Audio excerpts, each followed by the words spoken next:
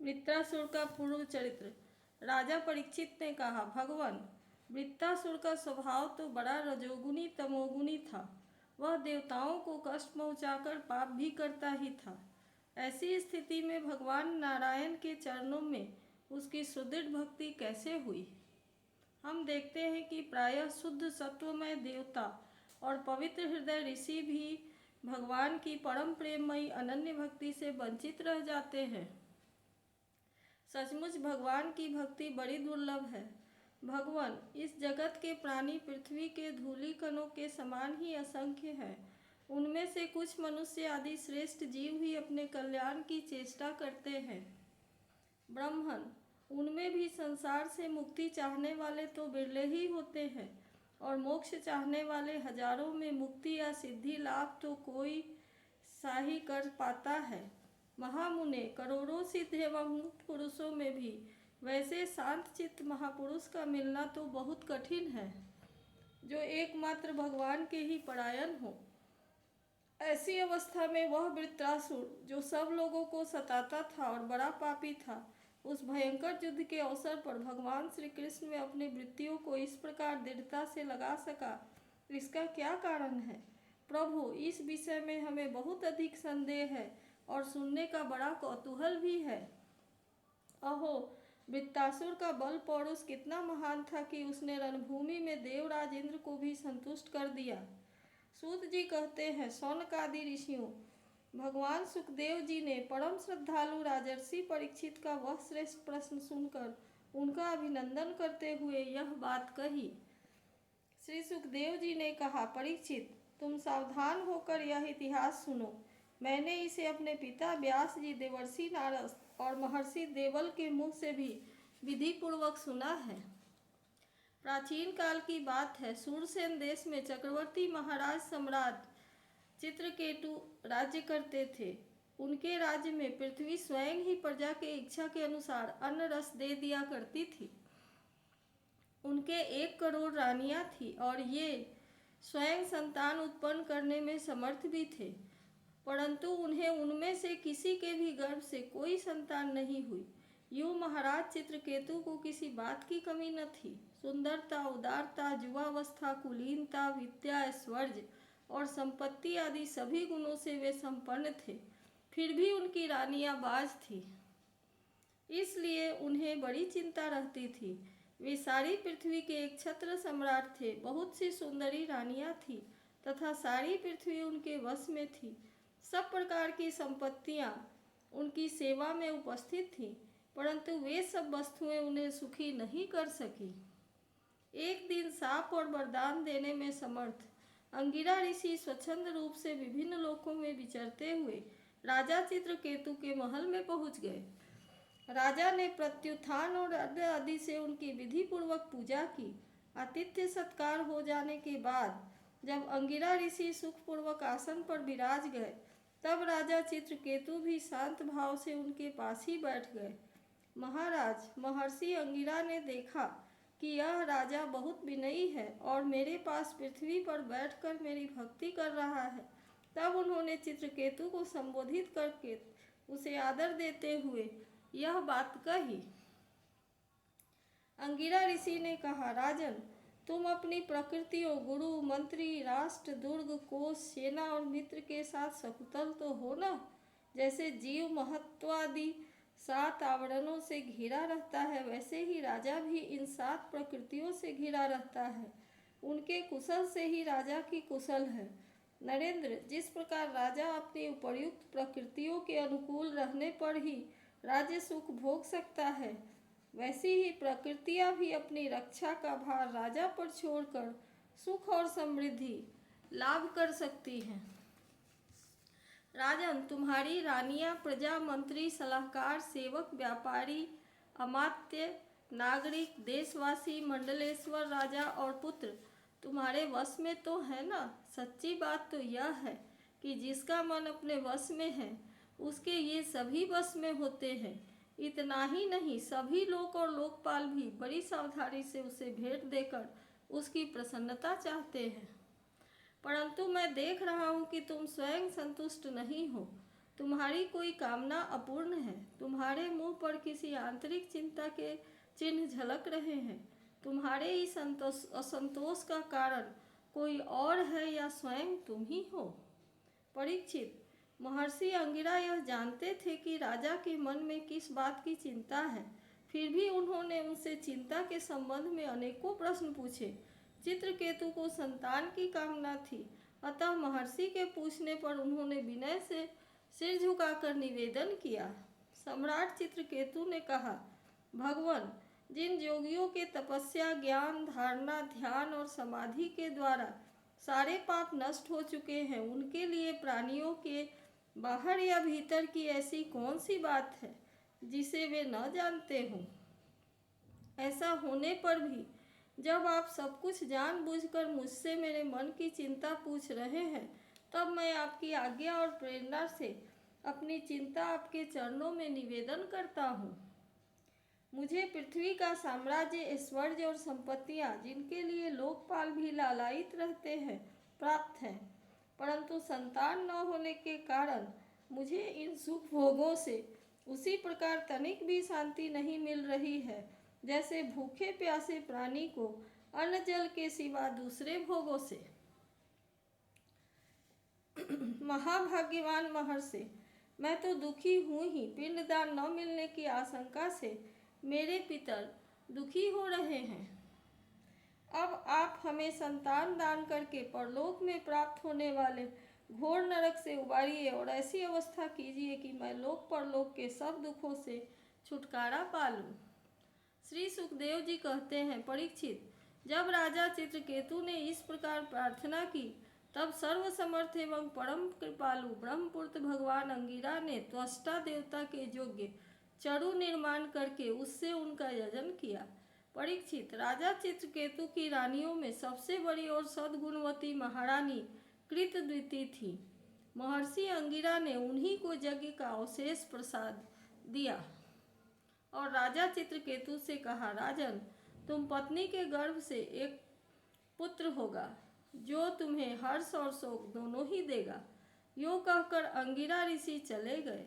उस यज्ञावशेष प्रसाद के खाने से ही महारानी कृतद्विति ने महाराज चित्रकेतु के द्वारा गर्भ धारण किया, जैसे कृतिका ने अपने गर्भ में अग्नि कुमार को धारण किया था। राजन, सूरसेन देश के राजा चित्रकेतु के तेज से कृतद्विति का गर्भ शुक्ल पक्ष के चंद्रमा के समान दिनों दिन क्रमशः बढ़ने लगा। तदनंतर समय आने पर महारानी कृतद्विति के गर्भ से एक सुंदर पुत्र का जन्म हुआ। उसके जन्म का समाचार पाकर सूरसेन देश की प्रजा बहुत ही आनंदित हुई। सम्राट चित्रकेतु के आनंद का तो कहना ही क्या था।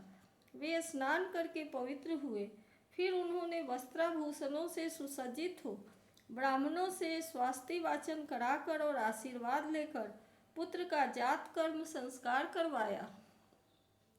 उन्होंने उन ब्राह्मणों को सोना, चांदी, वस्त्र, आभूषण, गांव, घोड़े, हाथी और 6 अबुर्द गौएं दान की। उदार शिरोमणि राजा चित्रकेतु ने पुत्र के धन, यश और आयु की वृद्धि के लिए दूसरे लोगों को भी मुँहमांगी वस्तुएं दी। ठीक उसी प्रकार जैसे मेघ सभी जीवों का मनोरथ पूर्ण करता है। परीक्षित, जैसे यदि किसी कंगाल को बड़ी कठिनाई से कुछ धन मिल जाता है तो उसमें उसकी आसक्ति हो जाती है, वैसे ही बहुत कठिनाई से प्राप्त हुए उस पुत्र में राजर्षि चित्रकेतु का स्नेह बंधन दिनों दिन दृढ़ होने लगा। माता कृतद्विति को भी अपने पुत्र पर मोह के कारण बहुत ही स्नेह था, परंतु उनकी 100 रानियों में मन में पुत्र की कामना से और भी जलन होने लगी। प्रतिदिन बालक का लाड़ प्यार करते रहने के कारण सम्राट चित्रकेतु का जितना प्रेम बच्चे की माँ कृतद्विति में था, उतना दूसरी रानियों में न रहा।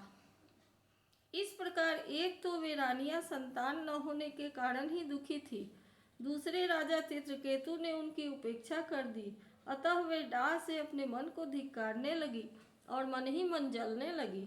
वे आपस में कहने लगी, अरे बहिनों, पुत्रहीन स्त्री तो बहुत ही अभागिनी होती है। पुत्र वाली सौतें तो दासी के समान उसका तिरस्कार करती हैं, और तो और स्वयं पति देव ही उसे पत्नी करके नहीं मानते। सचमुच पुत्रहीन स्त्री धिक्कार के योग्य है।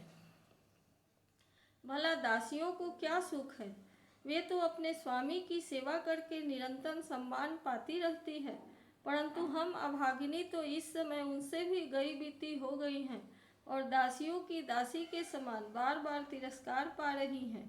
परीक्षित, इस प्रकार वे रानियां अपनी सौत की गोद भरी देखकर जलती रहती थी और राजा को उनकी ओर से उदासीन हो गए थे।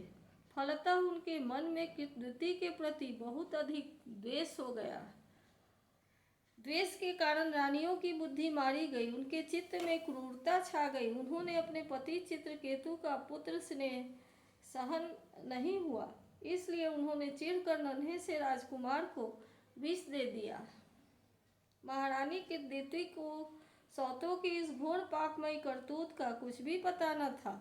उन्होंने दूर से ही देखकर समझ लिया कि बच्चा सो रहा है, इसलिए वे महल में इधर उधर डोलती रही। बुद्धिमती रानी ने यह देखकर कि बच्चा बहुत देर से सो रहा है, धाय से कहा, कल्याणी, मेरे लाल को ले आओ। धाय ने सोते हुए बालक के पास जाकर देखा कि उसके नेत्रों की पुतलियां उलट गई हैं, प्राण, इंद्रिय और जीवात्मा ने उसके शरीर से विदा ले ली है। यह देखते ही हाय रे मैं मारी गई, इस प्रकार कहकर वह धरती पर गिर पड़ी। धाय अपने दोनों हाथों से छाती पीट पीट कर बड़े आर्त स्वर में जोर जोर से रोने लगी। उसका रोना सुनकर महारानी कृतवृत्ति जल्दी जल्दी अपने पुत्र के शयन गृह में पहुंची और उन्होंने देखा कि मेरा छोटा सा बच्चा अकस्मात मर गया है। तब वे अत्यंत शोक के कारण मूर्छित होकर पृथ्वी पर गिर पड़ी। उनके सिर के बाल बिखर गए और शरीर पर के वस्त्र अस्त व्यस्त हो गए। तदनंतर महारानी का रुदन सुनकर रनिवास के सभी स्त्री पुरुष वहां दौड़ आए और सहानुभूतिवश अत्यंत दुखी होकर रोने लगे। वे हत्यारी रानियां भी वहां आकर झूठ मूठ कर ढोंग करने लगी। जब राजा चित्रकेतु को पता लगा कि मेरे पुत्र की अकारण ही मृत्यु हो गई है, तब अत्यंत स्नेह के कारण शोक के आवेग से उनकी आंखों के सामने अंधेरा छा गया। वे धीरे धीरे अपने मंत्रियों और ब्राह्मणों के साथ मार्ग में गिरते पड़ते मृत बालक के पास पहुँचे और मूर्छित होकर उसके पैरों के पास गिर पड़े। उनके केश और वस्त्र इधर उधर बिखर गए। वे लंबी लंबी सांस लेने लगे। आंसुओं की अधिकता से उनका गला रुंध गया और वे कुछ भी बोल न सके। पति प्राणा रानी कृतवृत्ति अपने पति चित्रकेतु को अत्यंत शोकाकुल और इकलौते नन्हे से बच्चे को मरा हुआ देख भांति भांति से विलाप करने लगी। उनका यह दुख देखकर मंत्री आदि सभी उपस्थित मनुष्य शोकग्रस्त हो गए। महारानी के नेत्रों से इतने आंसू बह रहे थे कि वे उनकी आंखों का अंजन लेकर केसर और चंदन से चर्चित वक्षस्थल को भिगोने लगे।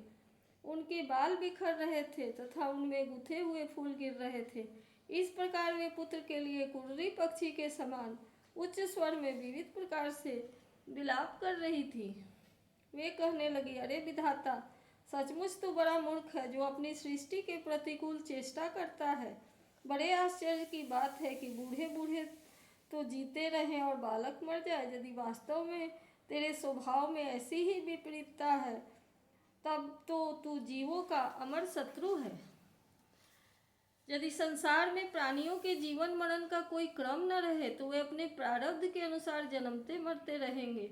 फिर तेरी आवश्यकता ही क्या है? तूने संबंधियों के स्नेह बंधन में तो इसलिए डाल रखा है कि वे तेरी सृष्टि को बढ़ाएं, परंतु तू इस प्रकार बच्चों को मारकर अपने किए कराए पर अपने हाथों पानी फेर रहा है।